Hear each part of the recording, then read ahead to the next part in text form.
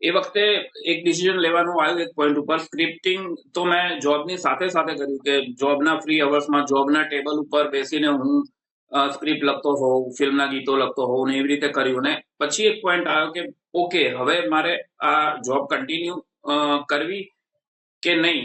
અને એ અઘરું હતું કે પહેલી ફિલ્મ હતી, હું બહુ એમ્બિશિયસ હતો એને લઈને, તો જોબ છોડવી પડી.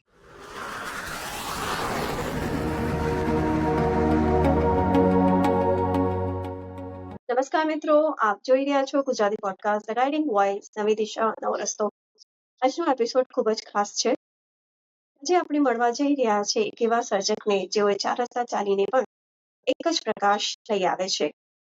ડાયરેક્ટર, સ્ક્રિપ્ટ રાઇટર અને લિરિસિસ્ટ. દરેક ભૂમિકા માટે તેમની પાસે કોઈ અલગ અવાજ નથી, પરંતુ એક જ આંતરિક ટપકારાના રૂપ બનીને ઊભી થાય છે. જી હા, વાત કરું છું હું યુવરાજસિંહ જાડેજાની. તો ચાલો મિત્રો, મળીશું તેમને અને જાણીશું તેમની જીવન યાત્રા વિશે, તેમના અનુભવો વિશે. પણ સૌપ્રથમ કરીશું તેમનું હાર્દિક સ્વાગત. નમસ્કાર સર, અને very warm welcome to our show. કેમ છો? નમસ્કાર. એકદમ મજામાં છું, તમે કેમ છો? આઈ એમ ગુડ સર. ઘણા સમયથી વેઇટ કરતી હતી કે ક્યારે પોડકાસ્ટ કરીશું, and finally that day has come. I am happy and glad to be here. મને મજા પડશે તમારી સાથે ઇન્ટરેક્ટ કરવાની. My pleasure. સર, હું એમ કહીશ, યુવરાજસિંહ જાડેજા એક એવું નામ જેના ઉપર માં સરસ્વતીની અમિત દ્રષ્ટિ છે, કારણ કે તમારી અંદર 5-6 ભૂમિકાઓ તમે એક સાથે ભજવો છો. આપ ડાયરેક્ટર પણ છો, એક્ટર છો, લિરિસિસ્ટ છો, એક સારા પેઇન્ટર પણ છો. તો આ બધી કળાઓ કઈ રીતે ડેવલપ કરી, તમારા બાળપણ વિશે જણાવો. અને તમને કેવી રીતે ખ્યાલ આવ્યો કે હું એઝ અ એક્ટર પણ કામ કરી શકું છું, એઝ અ ડાયરેક્ટર પણ કામ કરી શકું છું? બાળપણમાં તો સ્કૂલમાં પાર્ટિસિપેટ કરતો હતો. તો એમાં એક વખત મેં લાલુ પ્રસાદ યાદવ નું કેરેક્ટર પ્લે કર્યું હતું, મિમિક્રી કરી હતી લાલુ પ્રસાદ યાદવની. અને એમાં મેં મારી રીતે જ સ્ક્રિપ્ટ લખી હતી. And I was very young, 8મા કે 9માં હોઈશ હું. અને એ વખતે એવું થયું કે એટલું હિટ થઈ ગયું કે સ્કૂલમાં જ્યારે પણ ફંક્શન હોય તો પ્રિન્સિપલ મેડમ લખી દે કે યુવરાજે તો લાલુ પ્રસાદ યાદવ કરવાનું જ છે. એટલે એવરી ટાઈમ હું લાલુ પ્રસાદ યાદવની સ્ક્રિપ્ટ લખું અને એ પરફોર્મ કરું. અને એની સાથે બીજા પણ એક્ટ સ્કૂલમાં મેં કરેલા છે. વેશભૂષા હરીફાઈમાં બહુ નાનો હતો ત્યારે પપ્પા સિટીમાંથી મારા માટે કોસ્ટ્યુમ્સ લઈ આવેલા અને હું જજ બનેલો. અને આટલો બીજા ત્રીજા ધોરણ, બહુ જ નાનું બચ્ચું હોય છે, અને માઇક પરથી બોલ્યો તો ઓર્ડર ઓર્ડર, ઇસ મુજરિમ કો ફાંસી કી સજા દી જાતી હૈ. તો ત્યારથી મજા પડી ગઈ અને એમાં પહેલો નંબર આવેલો. એટલે આ તમે જે બાળપણ વિશે પૂછ્યું ને, એટલે હું મારા બાળપણની જર્ની જણાવી રહ્યો છું. પર્ટિક્યુલર આ પ્રોફેશનમાં શું કોન્ટ્રીબ્યુટ કર્યું છે એ બાબતો. તો બસ હા, એવી રીતે હતું. વાંચનનો શોખ હતો, લખવાનો શોખ હતો. એટલે મેં બહુ ઓછું વાંચેલું. ધૂમકેતુને વાંચેલા આફ્ટર માય 12th. અને ત્યારે 12મા પછી 12માના વેકેશનમાં જ મેં મારી પહેલી નવલકથા લખેલી, જે ન્યૂઝપેપરમાં પબ્લિશ થઈ હતી ક્રમશઃ. વેસ્ટર્ન ટાઈમ્સ ન્યૂઝપેપરમાં બુધવારની પૂર્તિમાં મારી નવલકથા આવતી હતી. એક કહેવાય ને કે હવે તો હું બહુ બોલકો થયો છું, એટલે રોકવો પડે સામેવાળાએ. એટલું મને બોલવાની આદત છેલ્લા 3-4 વર્ષમાં પડી છે. અધરવાઇઝ હું ઇન્ટ્રોવર્ટ પ્રકૃતિનો હતો. અને જે કહી શકાય, જે ચાઇલ્ડહુડ હતું અને જે અર્લી યંગ એજ હતી, એ ફેઝમાં એવું જ હતું કે હું વધારે ખૂબ અંતર્મુખી હતો. બહુ ઓછું બોલું, બહુ ઓછી વાત કરું. અને એના લીધે કદાચ હશે કે વિચારશીલ પહેલેથી રહ્યો છું, કે ઓશોને સાંભળતો તો થતું કે what is the motive of life. તમે આ ધરતી ઉપર જન્મ લીધો છે તો શું કોન્ટ્રીબ્યુટ કરીને જશો? લાઈક બીજા માણસોની જેમ તમે જે છે જોબ કરી લીધી, મેરેજ કરી લીધા, બાળકો કરી લીધા, અને જવાબદારીઓ સામાજિક પતાઈ અને તમે એક્ઝિટ લઈ લો. મેં કીધું આ મોટિવ ના હોઈ શકે. there should be something extraordinary કે જે તમે સોસાયટીને કોન્ટ્રીબ્યુટ કરો, જે તમે સોસાયટીને આપીને જાઓ, એવું એક સમજ હતી. હવે એક્ટર બનવાની કે આર્ટ ફિલ્ડમાં જવાની તો કોઈ ગણતરી હતી નહીં. કોઈ એવા ગોલ કે એવા કોઈ મોટિવ જે નાની એજ થી કહેવાય કે એવા બિલકુલ હતા નહીં. હું કોલેજમાં અધ્યાપક હતો અને એ જ મેં શિક્ષણ લીધું છે. એમએડ લીધું છે, masters in arts with English literature અને માસ્ટર ઇન એજ્યુકેશન. અને એના પછી આપણે લાગી ગયા હતા કોલેજમાં. પણ નોકરીનો હું માણસ નથી, નોકરીમાં હું ટકતો નથી અને એક પોઈન્ટ ઉપર સમજાઈ ગયું કે નોકરી માટે હું બન્યો નથી. રાઈટ. અને આર્ટ તો શું છે કે તમારા જીન્સમાં પડેલું હોય. પપ્પા બહુ સારા પેઇન્ટિંગ્સ બનાવતા, પપ્પાને સિનેમાની સારી સમજ હતી, એટલે આર્ટિસ્ટ બની નથી શકાતું, એ પેદા થતા હોય છે આર્ટિસ્ટ. તો એ બધું અંદર પડેલું હતું. હવે નોકરી કરવી નથી તો આ એક આર્ટ જે છે એક મને જ્યારે મારી પહેલી ફિલ્મ મળી એઝ અ રાઇટર ડિરેક્ટર જે મેં કરી, એ વખતે એક ડિસિઝન લેવાનું આવ્યું એક પોઈન્ટ ઉપર. સ્ક્રિપ્ટિંગ તો મેં જોબની સાથે સાથે કર્યું કે જોબના ફ્રી અવર્સમાં જોબના ટેબલ ઉપર બેસીને હું સ્ક્રિપ્ટ લખતો હોઉં, ફિલ્મના ગીતો લખતો હોઉં ને એવી રીતે કર્યું. ને પછી એક પોઈન્ટ આવ્યો કે ઓકે, હવે મારે આ જોબ કન્ટિન્યુ કરવી કે નહીં. અને એ અઘરું હતું કે પહેલી ફિલ્મ હતી, હું બહુ એમ્બિશિયસ હતો એને લઈને, તો જોબ છોડવી પડી. અને એ જે છેલ્લી જોબ હતી જે મેં કરી, એના પછી જ્યારે મને રાઇટર ડિરેક્ટર તરીકે ફિલ્મ મળી ગઈ તો જી. એક વિઝન ક્લિયર થઈ ગયું કે હવે મારે આ જ ફિલ્ડમાં આગળ કેરિયર પરસ્યુ કરવું છે. જી. આ જ ફિલ્ડમાં હવે આગળ વધવું છે, એમાં જ કરિયર બનાવવાનું છે. એઝ અ રાઇટર કરિયર અને બનાવવા ડાયરેક્ટર. કરતા પણ કરિયર બનાવવા કરતા પણ એટલે હું મટીરિયલિસ્ટિક ક્યારે રહ્યો નથી. તો જી. હા, આ કરવાની મજા આવે છે, તો હવે આ જ કરવું છે. It's a one kind of passion કે જોબ માટે નથી બન્યા, જેમ તમે કીધું કે ખબર યા પડી job કરતા કરતા કે હવે આના માટે life of the purpose this નથી, જોબ નથી, પણ આ as a director, as an actor જ હવે આગળ વધવું છે, આ ફિલ્ડમાં જ કંઈક નવું કરવું છે, એ ખ્યાલ આવી ગયો. ખરું ખરું. રાઈટ. એઝ અ ડાયરેક્ટર અને એઝ અ રાઇટર, જ્યારે તમે નવા કામની કંઈક શરૂઆત કરો છો તો પહેલી જે ચિંગારી હોય છે એ કોણ સજાવે છે? ઓફકોર્સ રાઇટિંગ જ છે. અને એ એક વાર્તા તમારી અંદર જન્મ લે, એ વાર્તા સ્ક્રિપ્ટનું રૂપ ધારણ કરે, એ વાર્તા ને તમારે કઈ રીતે કહેવી છે, that is the screen play. એટલે એ બહુ મજા આવે તમારે એક સ્ક્રિપ્ટ લખવાની કે એક પહેલા એક બહુ જ નાનું તમારી પાસે એક લાઈનની વાત છે, પછી એને તમે એક્સપાન્ડ કરો છો, પછી તમે એને કઈ રીતે પડદા ઉપર રજૂ કરવા માંગો છો, એના સંવાદો, એવરીથિંગ જ્યારે એ તૈયાર થાય ત્યારે માત્ર ત્યારે હા, સબકોન્શિયસ માઇન્ડમાં એ થોટ્સ ચાલતા હોય કે આને આ સીનને આવી રીતે એક્ઝિક્યુટ કરીશ, આ સીનને આવી રીતે કરીશું. એ ડ્યુરિંગ મીન વાઇલ એ પ્રોસેસ ચાલતી હોય. પણ જ્યારે સ્ક્રિપ્ટ ફિનિશ થઈ જાય એના પછી ફૂલ ફ્લેજેડ ડિરેક્શન માટે વિચારવાનું થાય. ડિરેક્શન કે કાસ્ટિંગ કે અન્ય બીજા આસ્પેક્ટ જે છે, મ્યુઝિક છે, કે ભાઈ આપણે કોને હાયર કરીશું, આપણે એક્ટર તરીકે, મ્યુઝિક ડિરેક્ટર તરીકે કયા લોકેશન્સ એક્સપ્લોર કરીશું, કઈ જગ્યાએ આપણે શૂટ કરી શકીએ. એ બધું કર્યા પછી ડિરેક્ટર તરીકેની ભૂમિકા આવે ફ્લોર ઉપર. અને હા, એ અંદરનો ડિરેક્ટર તો ત્યારે જ બહાર નીકળતો હોય છે ફ્લોર ઉપર, જ્યારે પહેલા દિવસે પહેલો શોટ લેવાય અને પછી હું ટોટલી ડિરેક્ટરની ભૂમિકામાં આવી જતો હોઉં છું. તમે ઘણા બધા પ્રોજેક્ટ્સ પર કામ કર્યું છે. કોઈ એવો પ્રોજેક્ટ કે કોઈ એવી ક્ષણ જેમાં ચારેય ભૂમિકાઓ એકબીજા સાથે ટકરાઈ હોય? હા, એ મેં કીધું ને, જે મારી 2 ફિલ્મો છે, જે મેં પહેલી ફિલ્મ કરી હતી ઓલવેઝ રહીશું સાથે, પછી બોસ હવે તો ધમાલ. તો એ બંને ફિલ્મોમાં હું રાઇટર, ડિરેક્ટર, લિરિસિસ્ટ હતો. ચારે ભૂમિકા ટકરાવાની હતી. જે છેલ્લી ફિલ્મ જે મેં કરી પુરુષ, એમાં હું રાઇટર છું, મેઇન લીડ એક્ટર છું, પણ ડિરેક્ટર નથી. કારણ અને ડિરેક્ટ હું કરવાનો હતો પણ છેલ્લી ઘડીએ મેં મારું માઇન્ડ ચેન્જ કરી દીધું અને અમારા મિત્ર છે સુનિલભાઈ વાઘેલા, એમને કીધું કે તમે ડિરેક્ટ કરો. અને એમણે સુંદર ડિરેક્ટ કરી. અને હા, એમાં ટકરાતા ટકરાતા રહી ગયું. પણ આગળ ક્યારેક થશે કે એ આસ્પેક્ટ પણ હશે કે મુખ્ય ભૂમિકા પણ ભજવી રહ્યો હોઉં અને ડિરેક્શન પણ કરી રહ્યો હોઉં. આ જર્ની આપણને ખબર નથી, જર્ની આપણે પ્લાન નથી કરતા, જર્ની આપણને ક્યાં લઈ જાય છે આપણે એ પ્રમાણે ચાલતા હોઈએ છીએ. સમટાઈમ ઇટ ઇઝ પણ અનપ્રેડિક્ટેબલ. હા, હા, હા, હા, હા. હવે the thing is you are passionate about your work, પછી ઓપોર્ચ્યુનિટીઝ તમને કેવી મળે છે, કારણ કે આ એક મોંઘો શોખ છે, મોંઘું પેશન છે, મોંઘું પ્રોફેશન છે. એક ફિલ્મ બનાવવામાં ઘણા બધા રૂપિયા લાગતા હોય છે. એટલે જી, ઇટ્સ નોટ લાઈક પેઇન્ટિંગ કે મને વિચાર આવ્યો અને મેં બનાવી દીધું તો પતી ગયું આ કામ. મારી પાસે કેનવાસ છે, મારી પાસે કલર્સ છે, અને મારો જે વિચાર હતો કેનવાસ પર એક્ઝિક્યુટ કરવાનો મેં કરી દીધો.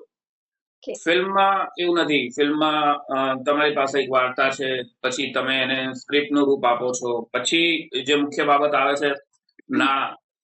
તો એ આસ્પેક્ટમાં હું ઘણો ઘણો ઘણો વીક છું કે પ્રોડ્યુસર્સને વાત કેવી રીતે પિંચ કરવી અને how to gate producer on the board.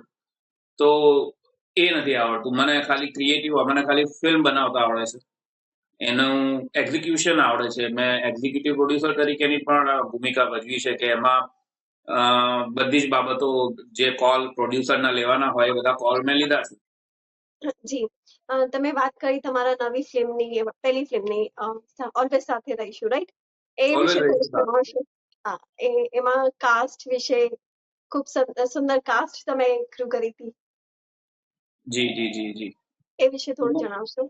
હા, ઉમંગ આચાર્ય, તિલ્લાના દેસાઈ, આ બે જણા લીડ ભૂમિકામાં હતા. એ સિવાય ઘણા આર્ટિસ્ટ હતા. ભરતભાઈ ઠક્કર હતા. તો એ મજાની વાત છે કે પહેલી ફિલ્મ હતી મારી, પણ અને ટૂંકું બજેટ હતું. તેમ છતાં એ ફિલ્મ એટલી સુંદર બની છે કે આ ફેબ્રુઆરીમાં એના 10 વર્ષ થશે, અને અમે એને રિલીઝ વિચારી રહ્યા છીએ કે લોકોના મનમાં ફરીથી તાજી થાય એ ફિલ્મ. જી. કારણ કે એટલી સુંદર બની છે, અને મારી સાથે એટલા સુંદર કાસ્ટ એન્ડ ક્રૂ જોડાયા. ઓલ જેમ પીપલ, લાઈક ઉમંગ તિલ્લાનાએ બહુ સુંદર કામ કર્યું છે. ભરત ઠક્કર સરની વાત કરું તો એમને મેં કોલ કર્યો અને એમણે કીધું કે યુવરાજ તું ફિલ્મ કરે છે, મારે કરવાની છે. એટલે એ બાકી બીજું બધું કે પેમેન્ટ આ તે બધું સેકન્ડરી છે, આપણે જોઈ લઈશું. સંગીતકાર સમીર માના, એમણે બહુ જ સુંદર સંગીત આપ્યું. ઓસમાન મીર, ઐશ્વર્યા મજમુદાર, જીગરદાન ગઢવી જેવા જાણીતા સિંગર્સ. યસ. અને ગીતો એટલા પોપ્યુલર થયા, ગીતો લોકોને ખૂબ ગમ્યા. ફિલ્મ એક મ્યુઝિકલ સુંદર લવ સ્ટોરી બની શકી. પણ ક્યાંક ને ક્યાંક જે આ બધા કાસ્ટ એન્ડ ક્રૂ મારી સાથે જોડાયા, એ રાજીવભાઈ ચૌહાણ છે, કે મીર ઉપાધ્યાય છે, આ બધા મિત્રો, કે એમને એ વિશ્વાસ હતો કે આ ફિલ્મ સારી બનવાની છે. We are going to be a part of a good film. આપણે કંઈક સારું કરવા જઈ રહ્યા છે અને આપણા પોર્ટફોલિયોમાં એક સારું કામ લખાશે. તો એ મારા પરનો વિશ્વાસ હતો કે જેના લીધે થઈને એક લિમિટેડ બજેટમાં હું બેસ્ટ ઓફ ધ ટીમ ઊભી કરી શક્યો. અને બસ પછી તો જે મારું પેશન છે એની સાથે બીજા કલાકારોનું પેશન, એમની શ્રદ્ધા, મારી શ્રદ્ધા, તો એના લીધે થઈને ફિલ્મ અલગ જ બની ગઈ કે જે ખૂબ સુંદર બની ગઈ. કેટલાય લોકોને આંખોના ખૂણાએ ભીંજવી ગઈ કે જ્યારે એમાં ઇમોશનલ સીન આવતો હોય. મને યાદ છે કે મારી તો પહેલી ફિલ્મ હતી, અને એ વખતે આ ગુજરાતી ફિલ્મ જે નવી જે ટ્રેન્ડ છે, નવા પ્રકારની જે ફિલ્મ મલ્ટીપ્લેક્સ ફિલ્મો છે, એનો જસ્ટ ઉદય થઈ રહ્યો હતો. એ વખતે આટલી ગુજરાતી ફિલ્મો મલ્ટીપ્લેક્સ માટે બનતી નહોતી, અને ઓલ ઓવર ગુજરાતી ફિલ્મો જ ઓછી બનતી હતી કમ્પેર ટુ અત્યારના સિનારીઓની વાત કરીએ તો. પણ જે મારું પ્રીમિયર હતું, અમારું ઓલવેઝ રહીશું સાથેનું, એમાં ફિલ્ડના જે અત્યારે સારામાં સારું નામ ગણાય છે એવા બધા જ લોકો ત્યાં હાજર હતા. પર્ટિક્યુલર વાત કરું તો સંદીપભાઈ પટેલ, જે લવની ભવાઈના ડિરેક્ટર છે, મંગલમ સિંગલમના ડિરેક્ટર છે, અને બહુ મોટું સૌથી રિસ્પેક્ટેડ નામ છે ડિરેક્ટર્સમાં. તો સંદીપ સરની સાથે પણ વિશેષ પરિચય નહીં, પણ સંદીપ સરે બહુ સુંદર લખ્યું હતું કે ક્લાઇમેક્સમાં કે મારી આંખોના ખૂણા ભીના થયા હતા. એ જે બીજા દિવસે આ પોસ્ટ આવે ફિલ્મ જોયા પછીની, એમાં એમણે લખ્યું હતું. અને એ સિવાય પણ ઘણા મિત્રોએ એમના જ સાથેના વિજયગીરી બાવા છે, જે બહુ સારા મેકર છે, એમણે પણ પોઝિટિવ વર્ડ્સ લખેલા. ઘણા બધા સારા સારા, હરિત ઋષિ પુરોહિત છે રાજકોટના ડિરેક્ટર, અને ઘણા બધા લોકોએ બહુ સારી નોંધ લીધી હતી ફિલ્મની. જી. ખૂબ સરસ. જ્યારે તમે સ્ક્રિપ્ટ લખો છો ત્યારે તમને શું વધારે ખેંચે છે? જે આસપાસની વાર્તાઓ છે, સાંભળેલી વાર્તાઓ છે, કિસ્સાઓ છે કે પછી અંદરના જે ઇમોશન્સ અને ફિલિંગ્સ શું ખેંચે છે વધારે? સૌથી વધારે તો મને મારી પર્સનલ લાઈફ ખેંચે છે. કારણ કે હું ઓટોબાયોગ્રાફિકલ ઓથર છું. મારી જ જીવનમાં બનતા પ્રસંગોને મારા જ જીવનમાં હું જે પાત્રોને મળ્યો હોઉં એ પાત્રોને કે પોતાના પાત્રને એ કોઈ એક પ્રસંગ લઈ અને એને એની અંદર ફિક્શન એડ કરી અને એક સ્ટોરી ટેલિંગ એડ કરી અને મને મારા જ જીવનમાંથી વાર્તાઓ મળી જતી હોય છે કે એક પ્રસંગ બન્યો અને મને એમ થાય કે વાહ આ તો સુંદર વાત છે. જેમ કે ફોર એક્ઝામ્પલ મારી દરેક ફિલ્મોમાં દરેક નવલકથાઓમાં ઓટોબાયોગ્રાફિકલ ફેક્ટર રહેલું હોય છે. હવે આ વાત કરું ઓલવેઝ રહીશું સાથેની, તો મૂળ વાર્તા રીતેશભાઈની હતી. હમ એ વાત કે ડોક્ટર અને પેશન્ટ વચ્ચેનો લવ, એની અંદર જે બાળપણનો એંગલ છે, ટીનેજનો એંગલ છે, સ્કૂલ ટાઈમનો જે એંગલ છે, એ મારી પર્સનલ લાઈફમાંથી છે. હમ. કે સ્કૂલમાં મેં એક છોકરીને લેટર લખ્યો હતો ઓકે. અને ચૂપચાપ અનામી લેટર, નીચે મારું નામ નહોતું લખ્યું, ચૂપચાપ એની બેગમાં જઈને મૂક્યા હતો. લેટર વાંચીને રડવા માંડી હતી અને સાહેબે આખા ક્લાસને ધમકી આપી હતી કે હાડકાના સાંધા છૂટા કરી નાખવામાં આવશે જેણે આ લેટર લખ્યો હોય વગેરે વગેરે. અને એના પછી તો મેં કીધું કે હવે હાડકાના સાંધા છૂટા થવા હોય તો થાય, પણ મારે માફી તો માંગવી જોઈએ. મેં છોકરીને બિચારીને રડાઈ દીધી. મારો ઇન્ટેન્શન એને રડાવવાનો તો બિલકુલ હતો નહીં.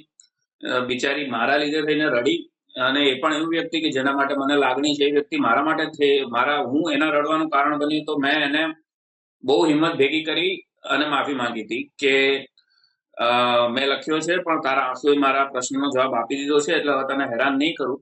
પણ જો તારે સર પાસે જવું હોય, કમ્પ્લેન કરવી હોય તો હું તૈયાર છું. ચલ અત્યારે જવું હોય તો અત્યારે પણ તું કહે ત્યારે. હવે એ છોકરીમાં કેટલું શાણપણ અને કેટલું રહ્યું હશે, કેટલી મેચ્યોરિટી એ એજમાં રહી હશે. 12મા ધોરણની વાત છે કે એણે સાહેબને પણ ના કીધું અને બીજા કોઈને પણ ના કીધું. એ ચૂપચાપ ત્યાંથી મારી વાત સાંભળીને જતી રહી અને એના પછી એ વાતને ભૂલી ગઈ, અથવા તો રાધર મેં પણ એની તરફ જોવાનું પછી છોડી દીધું અને એણે મને બહુ જ સારી રીતે માફ કરી દીધો. હવે આ જે આખો ઇન્સિડન્સ છે, એઝ ઇટ ઇઝ ઉપાડી અને ઓલવેઝ રહીશું સાથેમાં મૂક્યો છે કે આવું બને છે. અને એ જ છોકરો અને એ જ છોકરી વર્ષો પછી આમને સામને ભેગા થાય છે, જેમાં છોકરી જે છે એ ક્રિટિકલ પેશન્ટ છે, ગમે ત્યારે એનો જીવ જઈ શકે એ પરિસ્થિતિમાં છે.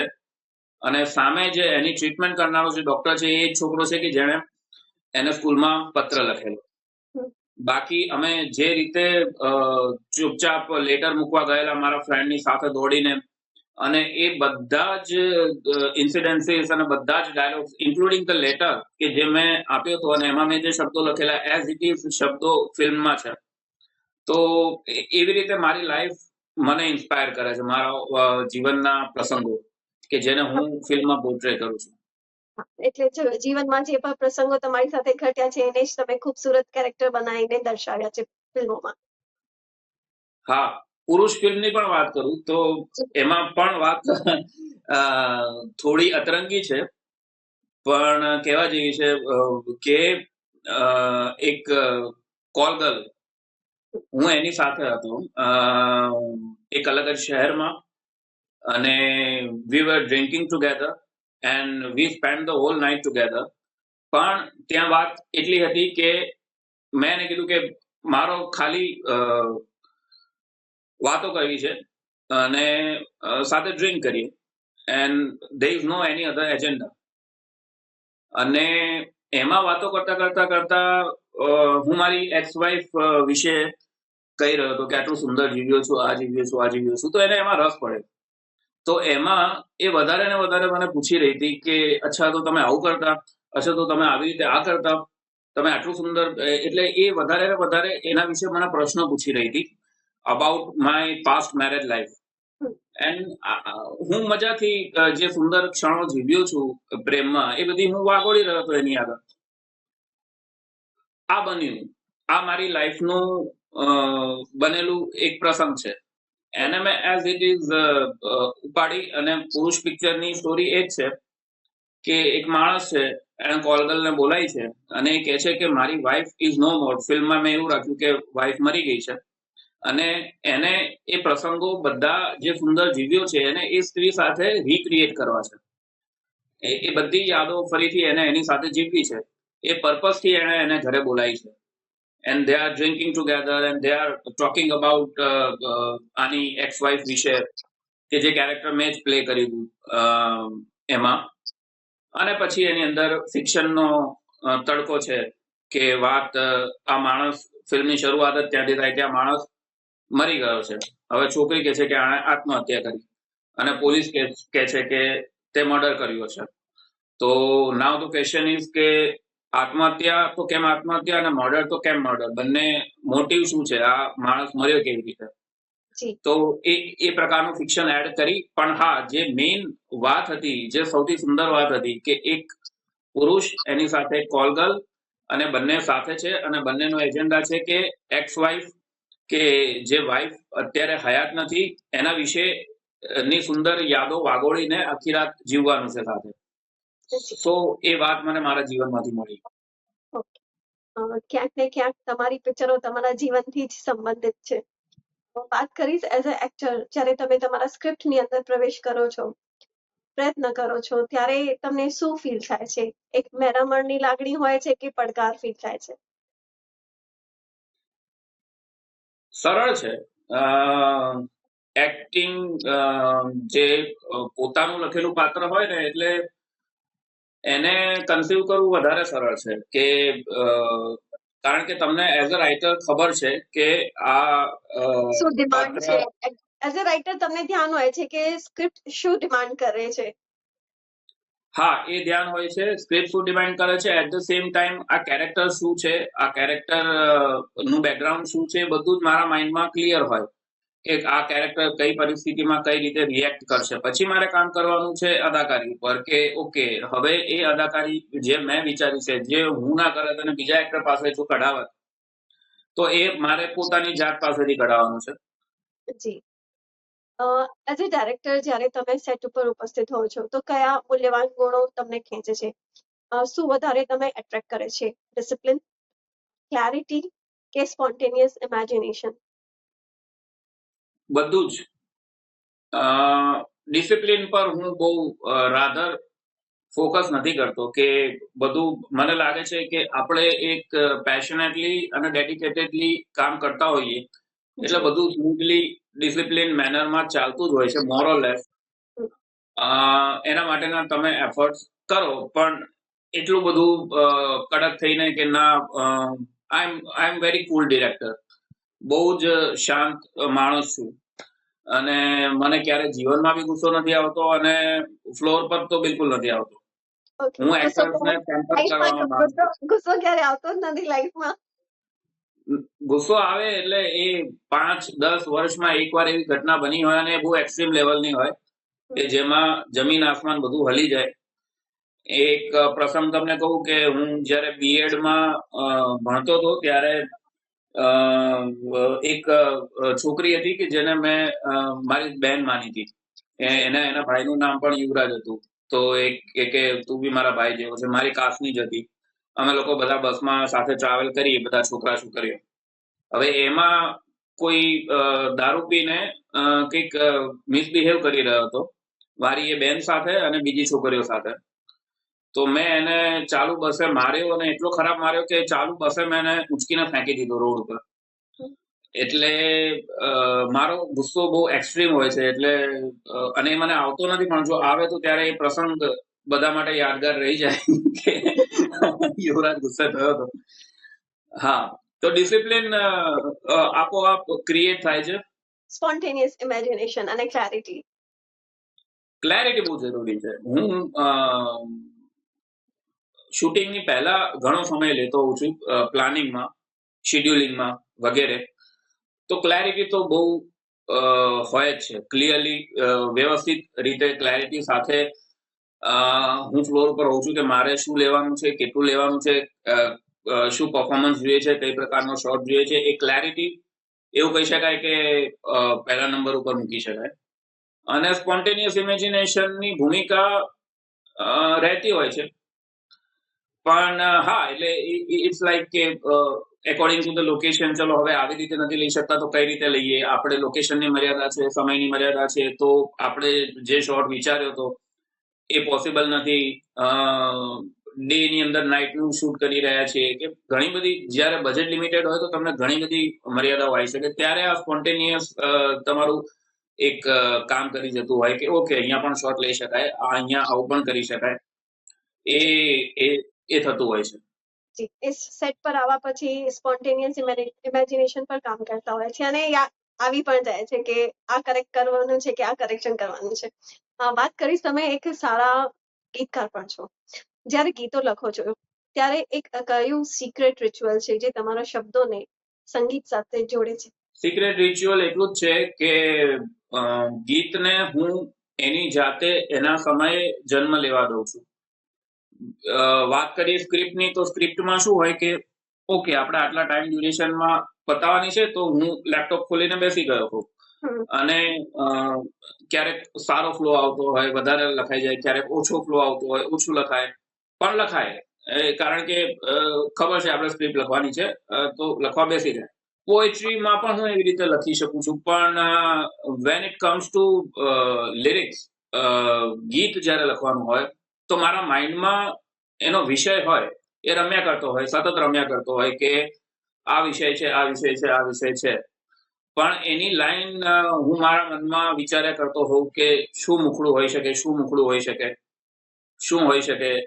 પણ એવું નહીં કે તમે લઈને બેસી ગયા, ચલો હવે હું આ અડધો કલાકમાં કે 2 કલાકમાં કે 15 મિનિટમાં હું અત્યારે આ ગીત લખી નાખીશ, અથવા તો આજ રાતના 12 વાગ્યા સુધીમાં લખવાનું છે, અથવા તો 4 દિવસની અંદર લખવાનું છે. ના, એને હું એની જાતે જન્મ લેવા દઉં છું અને એની જાતે જન્મ લેતું હોય છે, અને જ્યારે જન્મ લે ત્યારે પછી એ લખાઈ જાય ગીત.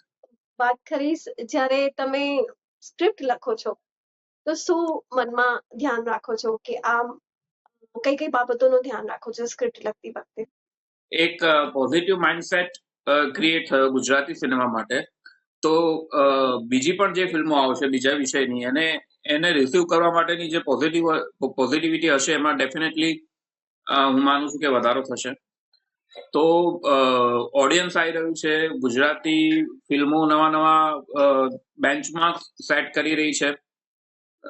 દર વર્ષે કંઈક ને કંઈક નવો બેન્ચમાર્ક ગુજરાતી સિનેમા સેટ કરે છે. પછી એ વશ ફિલ્મ હોય કે જેના પરથી હિન્દી રિમેક બને, કે હેલ્લારો હોય કે જે નેશનલ એવોર્ડ લઈ આવે, અને છેલ્લે આજે લાલો છે. અને થિયેટરની વાત કરું તો થિયેટર માટે ઓડિયન્સ જે થિયેટરનું છે, એક તો પહેલા નેગેટિવ વાત એ થઈ છે કે હવે નાટકો માટે સભાગૃહો ઓછા રહ્યા છે પહેલા કરતા, અને ઓછા બને છે કમ્પેરેટિવલી પાછલા, સ્પેશિયલી આફ્ટર કોવિડ.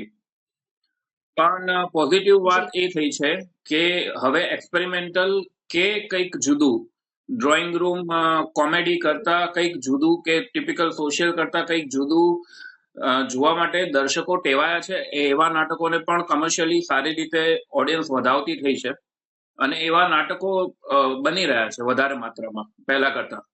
તો દેટ ઇઝ અ સાચી વાત. ગુડ ફેરફાર કે જે થયો છે.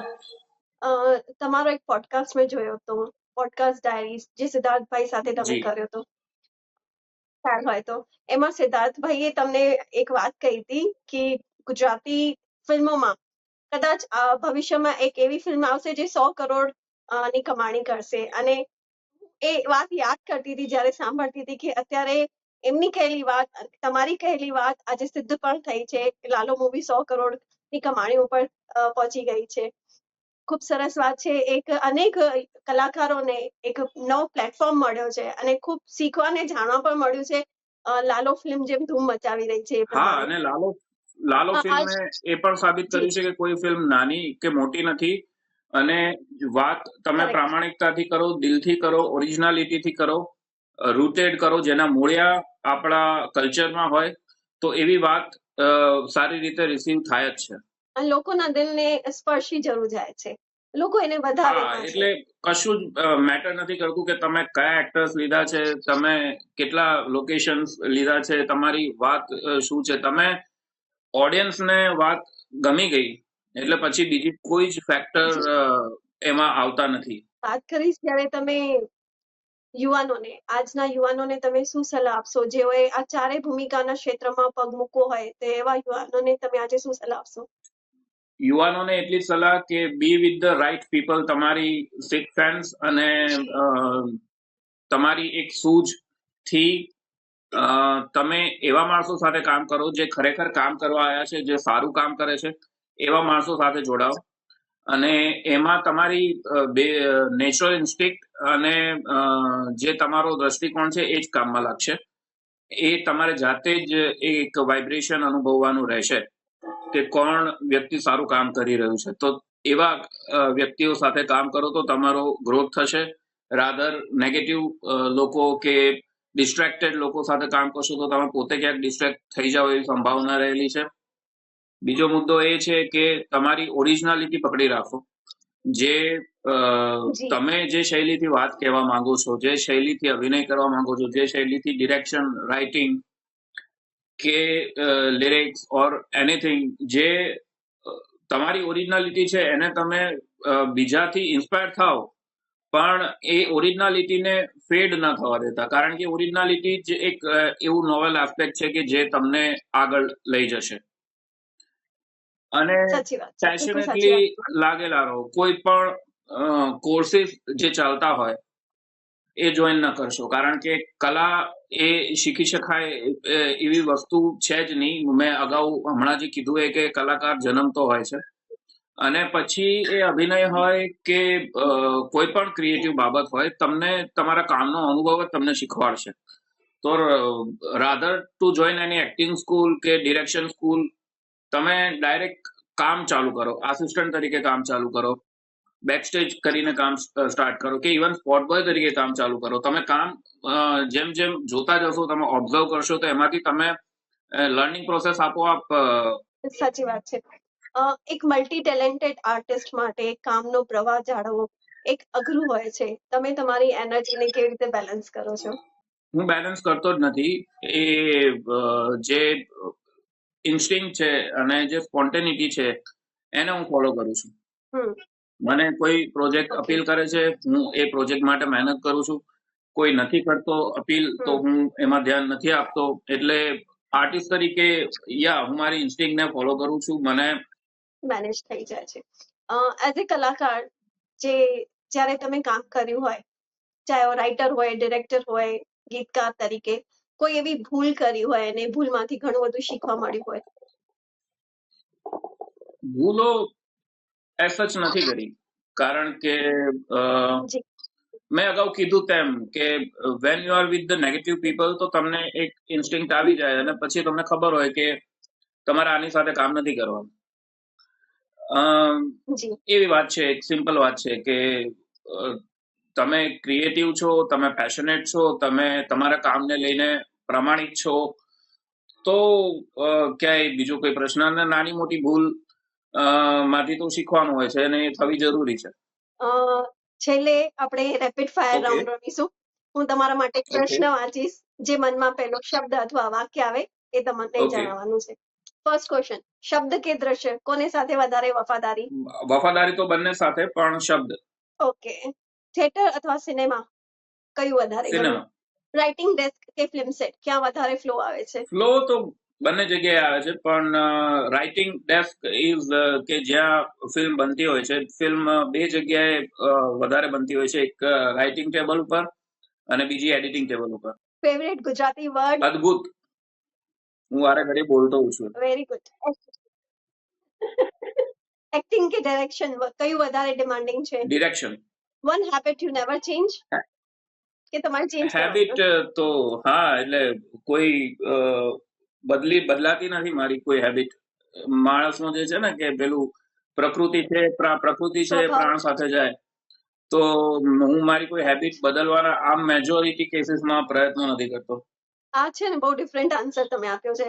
ફેવરેટ ટાઈમ ટુ રાઇટ સવાર સાંજ કે અચાનક? અચાનક. અને જ્યારે ડેડલાઈન હોય ત્યારે સવાર સાંજ રાત બધું ભેગું કરીને લખવાનું. કોમેડી, રોમાન્સ કે ઇન્ટેન્સ ડ્રામા કયું વધારે તમને ગમશે pick કરવા ઇન્ટેન્સ માટે? Drama. One director you Raj admire? Kapoor. Abbas second Great. Abbas Kiarostami. Thank you very much Yuvraj Singh આજના કાર્યક્રમ આજના પ્લેટફોર્મ પર જોડાવા બદલ. I will say that your journey is really very inspiring.